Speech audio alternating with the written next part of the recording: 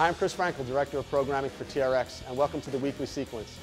This week we're going to show you how to isolate, integrate, and then develop power for our foundational movement, the step, using the TRX. Let's get started. For the step, you've heard us talk a lot about maintaining a plank and really engaging that posterior chain.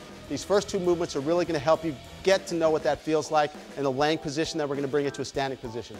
The first move, Steve's going to go ahead and put his heels in. He's going to lay back, bring those hips up like he's doing just a hip press. Hands will go flat on the ground. And then he's just going into hip AB and adduction. Here you're going to notice that plank is really getting challenged because as he opens those legs, his body wants to move into flexion. He's got to keep that posterior chain turned on to resist that flexion. He's giving some activation into those lateral hips, which you don't get a lot when you're running and you're cycling. From this move here, we're going to take him into the hamstring runner. Notice on the hamstring runner, the legs aren't moving simultaneously. You always have one leg in full extension while the other one comes in and out. So you'll notice at the top of each movement, he looks like he's performing a step.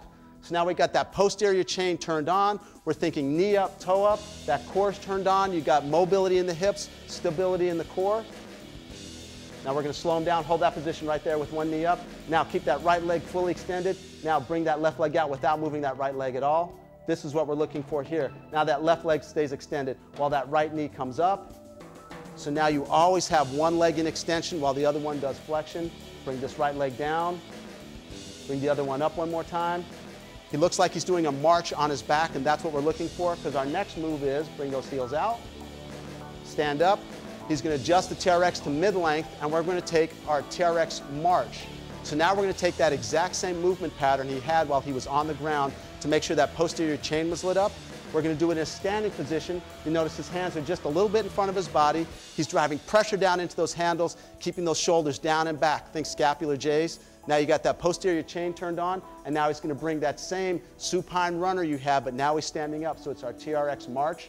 Posterior chain's turned on, but as one leg comes up, he has to resist those rotational forces in his hip. We're giving a great motor pattern here. We got that posterior chain turned on. We're also giving him good core stability, resisting those rotational forces. And the last thing we're going to do is we're going to take him back into that sprinter start. Go ahead and fully lengthen the TRX. Bring yourself back out front. Load himself into what we've been talking about all week with this stepping pattern. But now we've really set the foundation of stability in the hips, stability in the core. And now as he starts to move in and out of this sprinter start, everything is pre-activated. He knows what that full extension, that posterior chain feels like.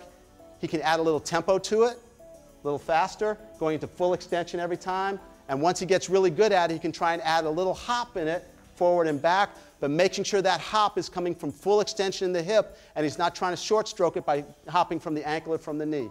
One more time, nice and tall, and relax. And that's our weekly sequence to really hone in on how to get this step pattern down well. Thanks for tuning into the weekly sequence. Those 4 exercises are going to be a great way to activate and integrate hip mobility and core stability to help you go longer in your endurance training. Thanks a lot, and make sure you come back next time for more TRXtv.